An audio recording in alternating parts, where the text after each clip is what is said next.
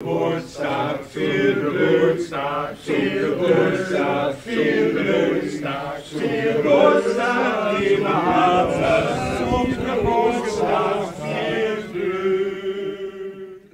Dag Hannes, gefeliciteerd met je verjaardag. En vanwege je verjaardag het nieuwe boek. Genau.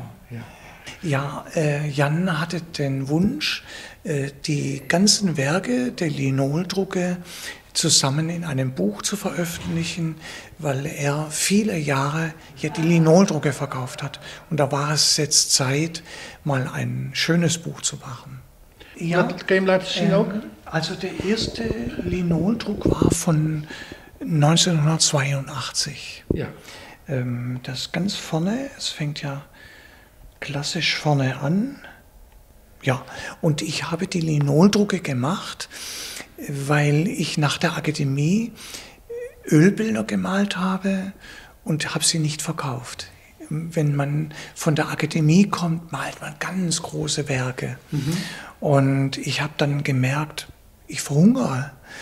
Und dann habe ich Biografien gelesen über Rembrandt, Dürer, Van Gogh und habe gemerkt, die haben alle Druckgrafik gemacht. Und das war die Idee, die Geburtsstunde für die Druckgrafik, damit ich wenigstens Geld hatte für die Miete, zum Essen und so weiter. Und die Malerei habe ich dann weiter betrieben, aber die Druckgrafik hat sich dann immer mehr ausgebaut.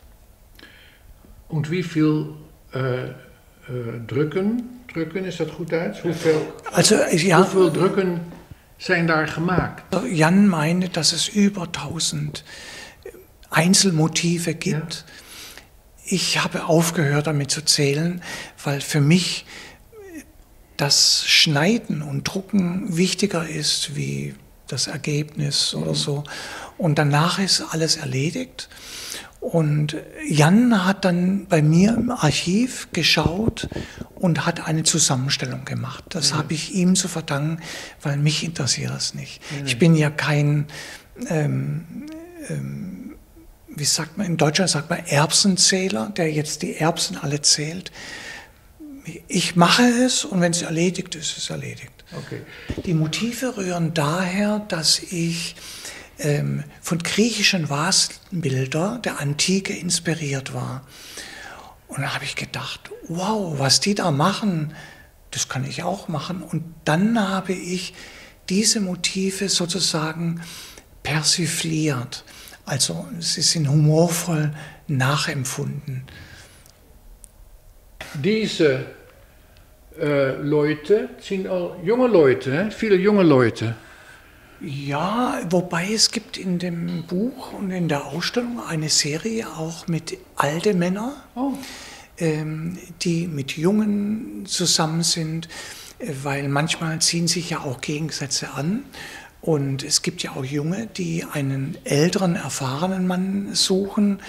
Bei uns in Deutschland sagt man nach dem englischen Begriff, ich suche ein Dad, ein Daddy, ne? Daddy, genau. Ja. Und ich bin früher nach meinem Coming Out, damals sagte man in Deutschland noch nicht Coming Out, da sagte man, ich habe mich dazu bekannt, bin ich zum ersten Mal nach Berlin gegangen, in die Toms Bar, und dann habe ich solche Szenen gesehen, wo lauter Männer stehen und einer lag auf der Matratze und er wollte, dass die Männer alle onanieren und ihren Samen auf ihn spritzen. Ja. Und deswegen, da waren natürlich nur junge Leute, ne? Ja. Aber ich habe im Lauf der Jahre ältere Männer kennengelernt mit ihrem jungen Liebhaber. Also mich hat immer diese klassische Grafik interessiert, gerade aus der Romantik, wo man ganz verschämt nackte Figuren, Männer mitten im Wald, auf der Wiese traf, was ja heute nicht mehr gibt, ne? Also allenfalls am FKK-Strand, aber die frühere Zeit hat die Menschen noch mehr im nackten Gewand gezeigt. Und heute ist man da ja eher befremdet drüber. Ja. Und ich tue das gerne immer wieder ins Bild bringen, weil ich mich zurücksehne, den Menschen mit der Natur zu verbinden. Ja, ja. Het zijn wel jonge Leute. In dem Fall? En ze zijn ook heel slank. Ja, ja, Ja. Ich weiß. Ja gut, der junge Mann ist trainiert und so weiter. Und wenn man dann älter wird und entdeckt, dass die Körperkraft nachlässt, auch die Sexualität lässt ja nach, die verändert sich ja. Ne? Und deswegen sage ich immer, oder haben mir ältere Leute früher gesagt, das Essen ist das Sex des Alters. Okay, vandaar. Also ich wollte Matrosen machen und ich habe mir überlegt, wie kann man Matrosen machen. Die heutigen Schiffe interessieren mich nicht. Und dann habe ich einen großen Dampfer, sagt man bei uns, aus den 20er Jahren genommen von Werbeplakaten und habe hier einfach die Matrosen hingestellt. Ja.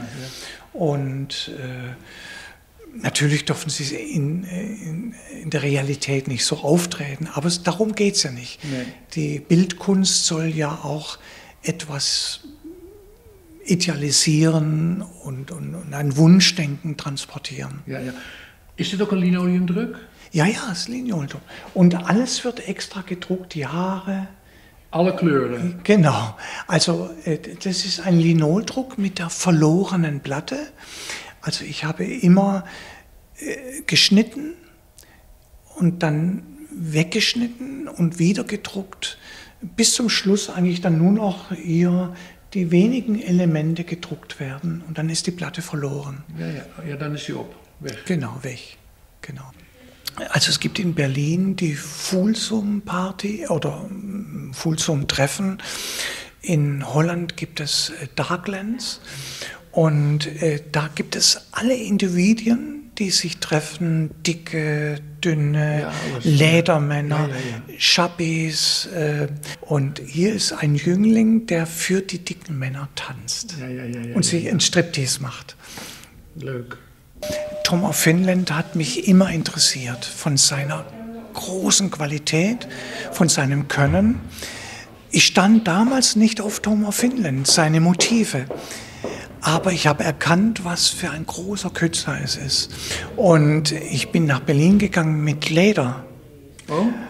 Und dann habe ich Ledermänner kennengelernt und ich wollte ein paar Motive mit Leder machen, weil ich habe 2, 3 Begegnungen mit Ledermännern gehabt und ich dachte, sie machen mich fertig. Am Ende habe ich gemerkt, ich war der Chef. Ja.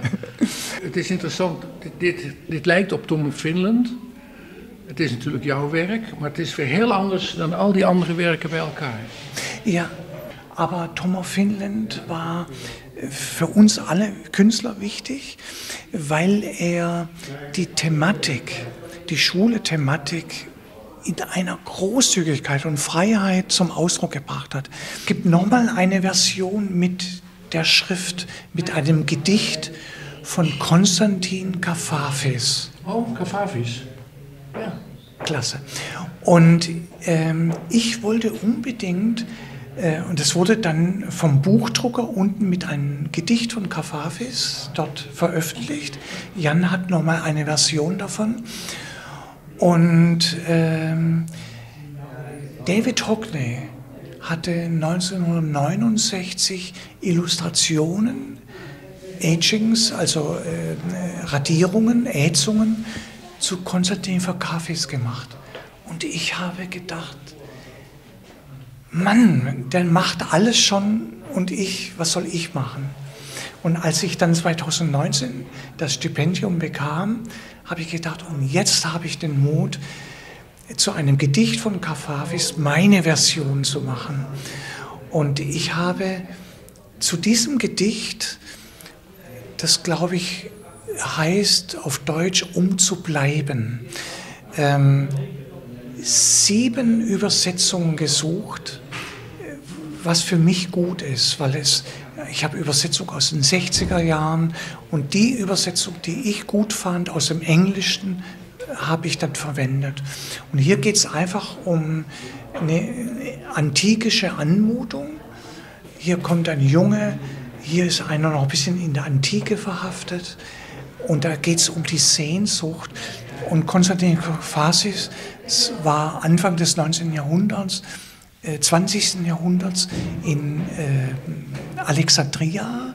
Er war bei den Wasserwerken angestellt und dann setzte er sich in Kaffeehäuser und sah die schönen Ägypter im Kaftan und hat ganz stille Poesie geschrieben. Das ist wie in der Musik ein Bach. Ganz ruhige, feine Lyrik. Ich rate jedem, der Sinn für Sprache hat, Kavafis zu lesen. Eine ganz stille, feine Erotik.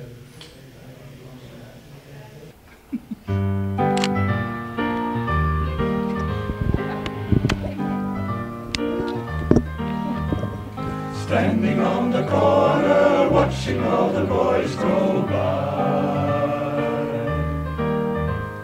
Standing on the corner, watching all the boys go by. Well, you don't know a nicer occupation. Matter of fact, neither do I.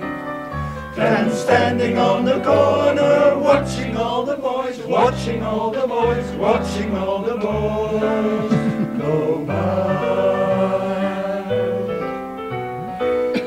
I'm the cat that got the cream. Haven't got a boy, but I can dream. Haven't got a boy, but I can wish. So I take me down to Main Street, and that's where I select my imaginary dish. Standing on the corner, watching all the boys go by. Standing on the corner, underneath the springtime sky. Well, you can't go to jail for what you're thinking, or for that moon. Look at your eyes. Just standing on the corner, watching all the boys, watching all the boys, watching all the boys go by.